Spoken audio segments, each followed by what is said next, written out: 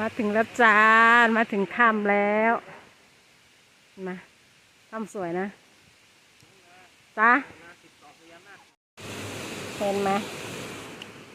ประมาณนี้สมมากเลยเด้อเดี๋ยวจ้าเห็นไหมสวยเนาะนู้นมาตกมาจากข้างบนนะเนี่ยลงมา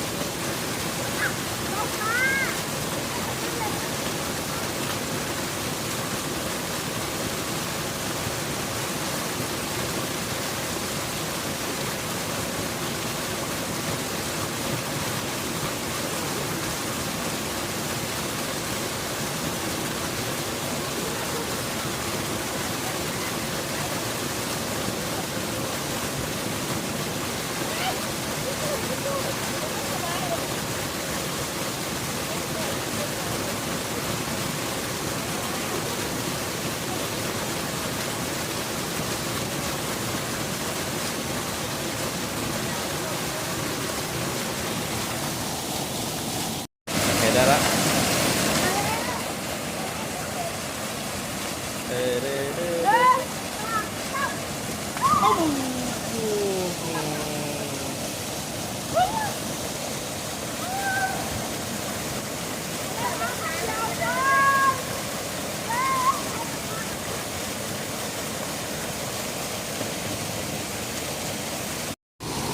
หนาวไหมหนาวไหมหนาวไหมทุกคนหนาวไหม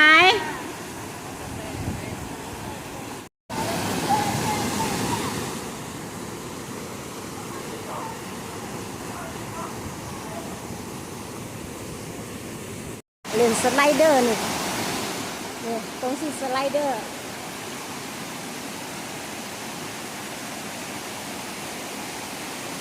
สวยมากเด้อ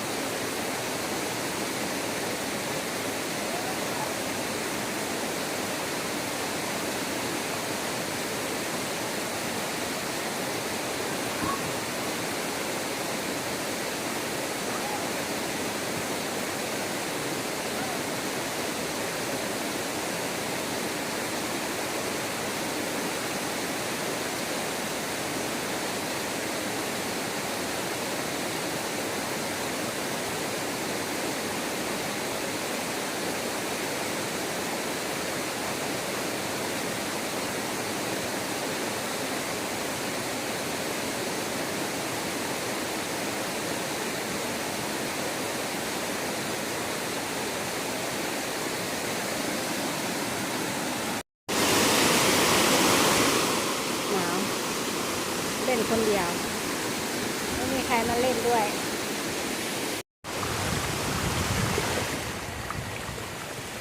เดี๋ยวนอนตกมันลงมา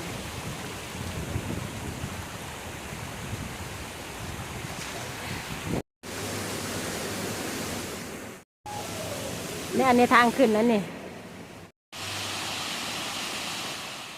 ลับบ้านละ